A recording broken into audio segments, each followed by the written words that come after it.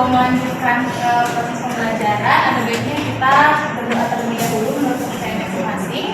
Berdoa dimulai. Berdoa selesai.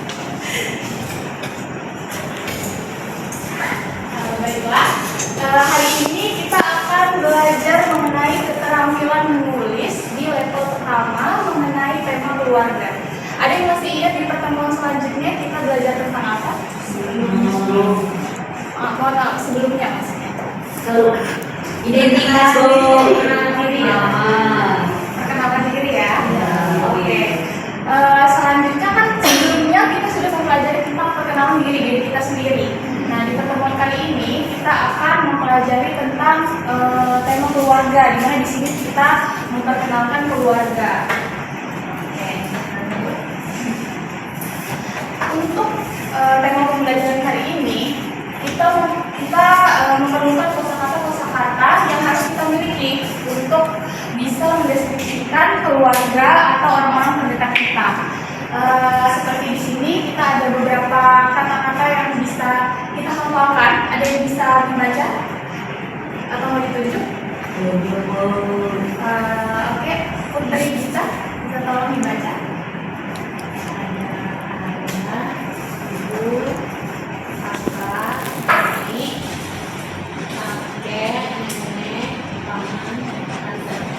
Terima kasih Putri.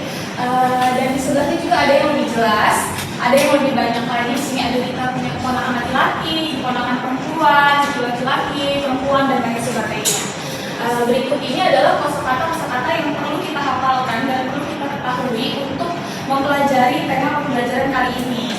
Oke. Dan berikut juga ada kosakata mengenai hobi dan pekerjaan. Kenapa kita perlu mempelajari kosakata ini? Karena di sini kita tidak hanya memperkenalkan ayah saya adalah Tony, ibu saya adalah Yuna, bukan seperti itu, tapi kita juga perlu menjelaskan sedikit tentang hobi dan pekerjaan mereka.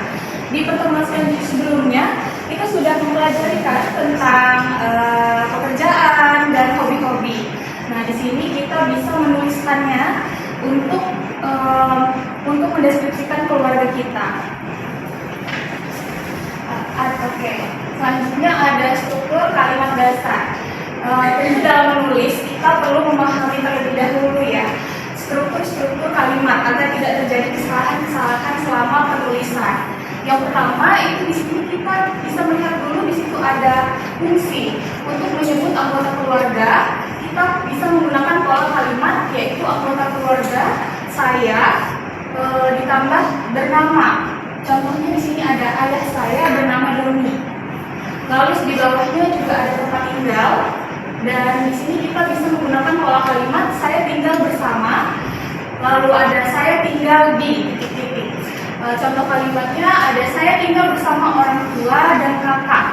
Atau selanjutnya juga ada saya tinggal di Lampung, saya tinggal di Bandung, atau saya tinggal di Prancis. Selanjutnya ada fungsi. Lagi di sini tentang deskripsi sederhana, di mana di sini kita bisa menggunakan dia atau perseorangan ditambah dengan sifat atau aktivitas. Contohnya, dia baik dan lucu. Lalu ada juga di sini hobi titik-titik atau suka titik. Seperti di sini contohnya ada hobi ibu saya memasak, dan atau bisa juga hobi ayah saya memancing dan lain sebagainya. Lalu di sini juga ada profesi dan pekerjaan. Untuk pola kalimatnya kita bisa menggunakan salah satu anggota keluarga, saya, dan plus seorang.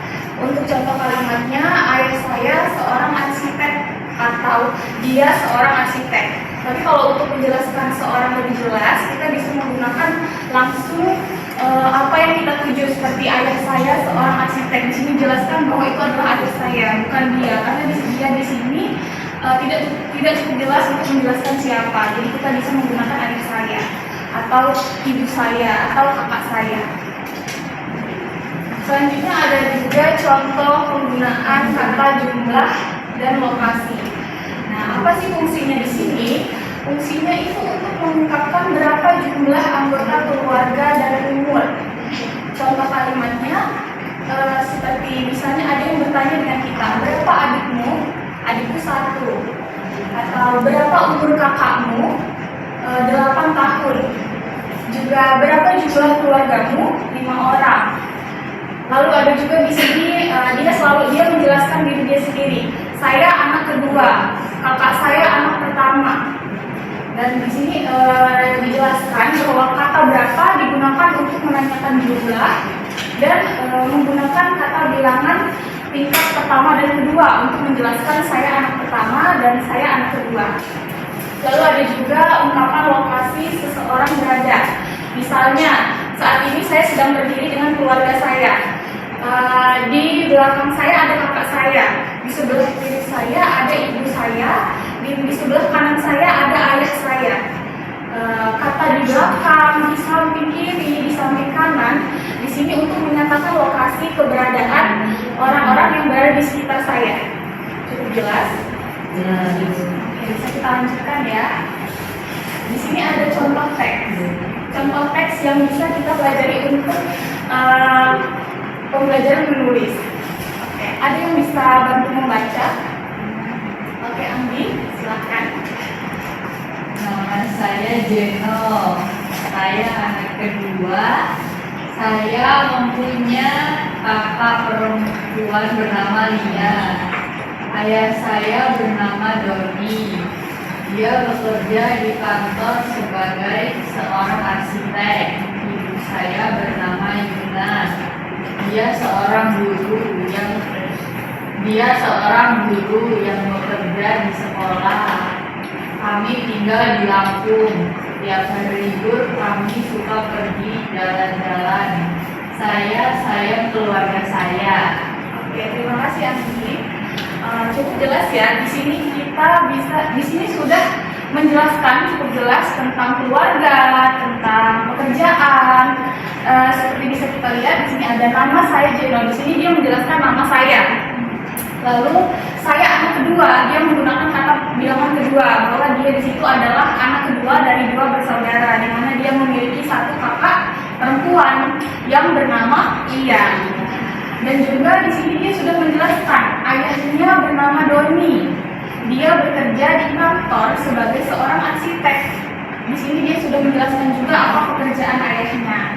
Lalu juga di sini dia cukup jelas untuk menjelaskan ibunya. Ibu saya bernama Yuna.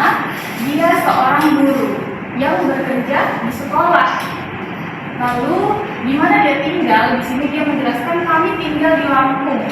Lalu dia juga menambahkan setiap hari libur kami suka pergi berjalan-jalan. Dan saya sayang keluarga saya. Teks ini sudah cukup untuk mendeskripsikan tentang keluarga. Dan untuk rekan-rekan sekalian di sini, untuk bisa mendeskripsikan orang-orang terdekat atau keluarga yang ada di sekitar kita bisa menggunakan struktur dan kalimat yang sudah dijelaskan tadi. Dan ini adalah contoh dari kalimat yang bisa teman-teman sekalian gunakan. Oke, selanjutnya di sini kita ada latihan sederhana untuk teman-teman sekalian bisa mengisi tentang deskripsi keluarga yang sudah ada di dalam gambar ini. Kalau tidak,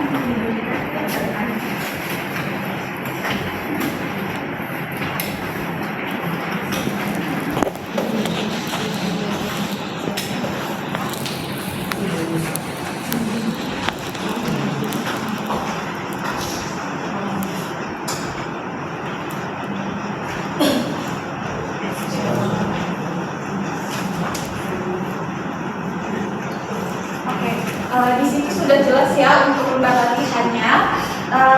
Dia minta untuk dijelaskan tentang deskripsi keluarga berdasarkan gambar yang sudah ada. Di sini kita ada contohnya bisa menggunakan siapa nama dia, nama saya, lalu kami tinggal di titik-titik, saya anak ke titik-titik dan sebagainya. Untuk tugas tersebut bisa dikumpul di pertemuan selanjutnya. Untuk pertemuan kali ini mungkin sudah cukup jelas.